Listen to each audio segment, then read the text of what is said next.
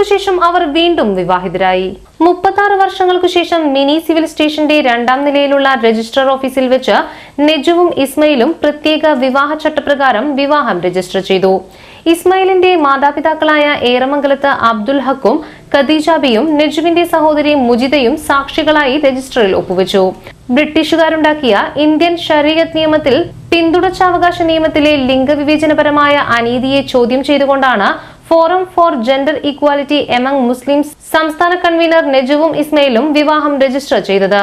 Forum four gender equality among Muslims സംസ്ഥാന chairperson doctor Khadeeja Mumtaz, ചിന്തകനും മുൻ ഭാഷാ ഇൻസ്റ്റിറ്റ്യൂട്ട് ഡയറക്ടറുമായ ഡോക്ടർ പി കെ പോക്കർ, പ്രശസ്ത നടനും അഭിഭാഷകനുമായ ഷുക്കൂർ, ഫോജം joint convener A Sulfath, doctor Kusumam Joseph തുടങ്ങി നിരവധി പേർ ചടങ്ങിൽ സംബന്ധിച്ചു.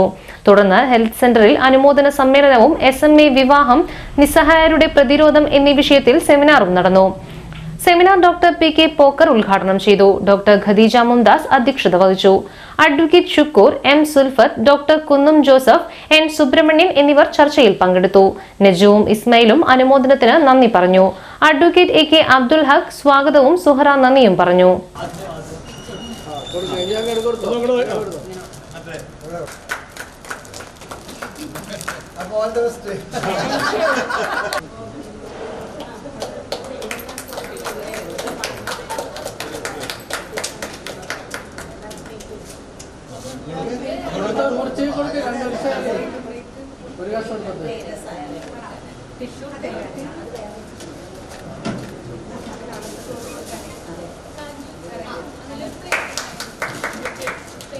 പ്രകാരം 1987 വിവാഹം കഴിച്ച നെജുവും ഇസ്മായിലും ഈ കൊടുങ്ങല്ലൂർ സബ് രജിസ്റ്റർ ഓഫീസിൽ നിന്ന് വീണ്ടും അവരുടെ വിവാഹം രജിസ്റ്റർ ചെയ്തിരിക്കുകയാണ്.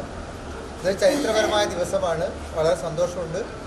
ഇന്ത്യയിലെ ഭരണഘടന അനുവദിക്കുന്ന തുല്യാവകാശം മുസ്ലിം സ്ത്രീകൾക്ക് ലഭ്യമാക്കാനുള്ള ഒരു പോരാട്ടത്തിൻ്റെ ഭാഗമായിട്ടാണ് ഇവരുടെ ഈ വിവാഹം രജിസ്റ്റർ ചെയ്തത്. ഇവർക്ക് എല്ലാവിധ ആശംസകൾ നേരുന്നു.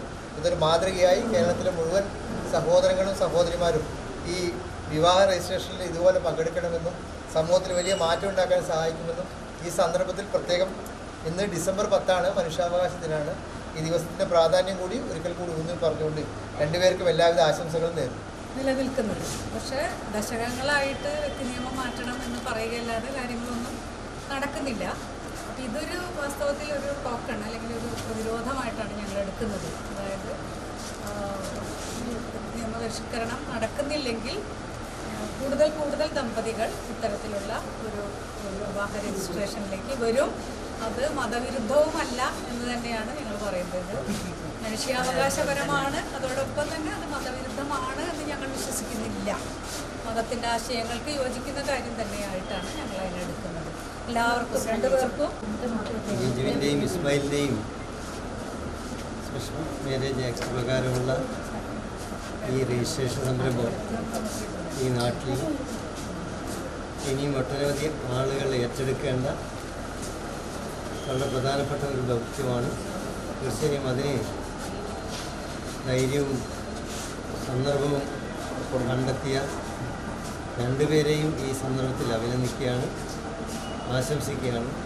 ഇത് ഇവിടെ സൂചിപ്പിച്ചതുപോലെ മനുഷ്യാവകാശ ദിനമായിട്ടുള്ള ഇന്ന് പ്രത്യേക ശ്രദ്ധ ആവശ്യപ്പെടുന്ന ഒരു രംഗമാണ്. കാരണം നമ്മൾ ലിംഗനീതിയെക്കുറിച്ച് നിരന്തരം പറയുകയും നമ്മുടെ വീടുകളിൽ തന്നെ ലിംഗനീതി നടപ്പിലാക്കപ്പെടാതെ പോവുകയും ചെയ്യുന്ന ഒരു കാലത്ത് ഇത്തരത്തിലുള്ള അവകാശബോധം ഉയർത്തിപ്പിടിച്ച് സ്ത്രീകൾ എവിടെയൊക്കെ പാർശ്വവൽക്കരിക്കപ്പെടുന്നു അവിടെയൊക്കെ മുന്നോട്ട് വരേണ്ടത്